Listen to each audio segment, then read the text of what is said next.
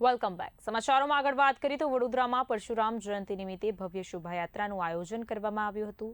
સૂર્યનગરથી અમદાવાદી પોળ સુધી નીકળેલી આ યાત્રા વર્ષોથી ચાલતી પરંપરાને આગળ વધારવાનો પ્રયાસ છે. ધારાસભ્ય શૈલેષ મહેતા દ્વારા આયોજિત આ શોભાયાત્રા છેલ્લા 32 વર્ષથી સતત યોજાઈ રહી છે, જેની શરૂઆત માત્ર 50 બ્રાહ્મણો દ્વારા થઈ હતી અને આજે ભવ્ય સ્વરૂપ ધારણ કર્યું છે. કાર્યક્રમ દરમિયાન ગંગા આરતી મુજબ ભગવાન પરશુરામની વિશેષ આરતી કરવામાં આવી. સાથે જ સાંસ્કૃતિક કાર્યક્રમો, ઢોલ, તાશા અને ભગવાન શ્રીરામના વિવિધ વેશભૂષાની ઝાંખીઓ આકર્ષણનું કેન્દ્ર બની હતી.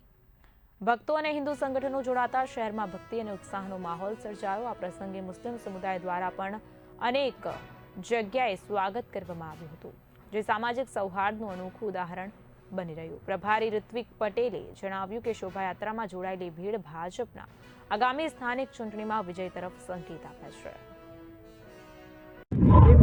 परशुराम जयंती निमित्ते खूब मोटी संख्या में शोभा यात्रा निकली रही है.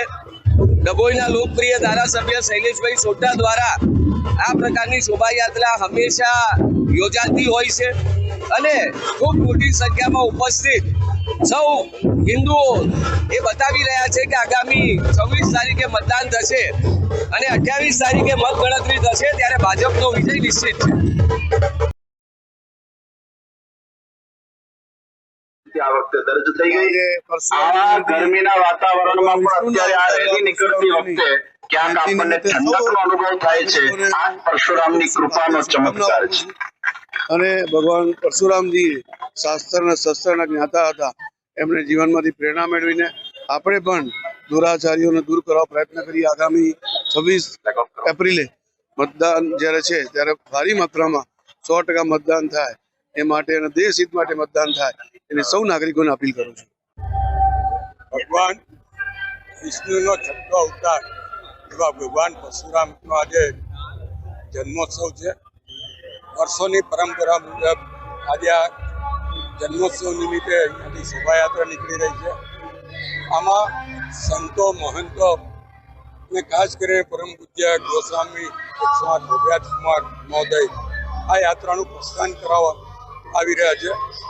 સાથે જ રાજકીય આગેવાનો, સામાજિક આગેવાનો અને સનાતન ધર્મ માનનારા તમામ હિન્દુઓ આ યાત્રામાં જોડાય છે.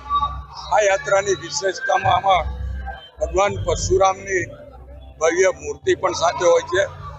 સાથે જ વારાણસી ગંગા આરતી કરનારા બ્રાહ્મણો આજે અહીંયા વડોદરા શહેરમાં ગંગા આરતીનું આબેહૂબ આરતી કરીને પ્રદર્શન કરશે. સાથે જ ડમરૂ, ઢોલ વગાડનારા રુદ્રનાદ એટલે જ્વાલા, સાથે ટીમલી આદિવાસીઓને એવા અનેક વોટ પણ અહીંયા આગળ રાખવામાં આવ્યા છે. અને મોટી સંખ્યામાં બ્રાહ્મણો સાથે સનાતન હિન્દુઓ થાય છે. અને વિશેષતામાં અહીંયાથી માંડવી સુધી વચ્ચે મુસ્લિમ આગેવાનો દ્વારા પણ આ યાત્રાનું સન્માન કરવામાં. આ યાત્રા જે આપણી ધરોહર માંડવી છે એને નુકસાન ના થાય એના માટે ગઈ વખતે પણ ત્યાં આગળ ડીજે અમે બંધ કરાવ્યું. આ વખતે પણ માંડવીની આજુબાજુ ડીજે ના વાગે એની અમે કાળજી રહે. એ વખતે ફક્ત ઢોલ ત્રાસા પર જ શોભાયાત્રા આગળ વધશે. હું આપના મારફત જે કે હજુ બાકી હોય લોકોને પણ જોડાઈ જવા વિનંતી કરું. ધન્યવાદ.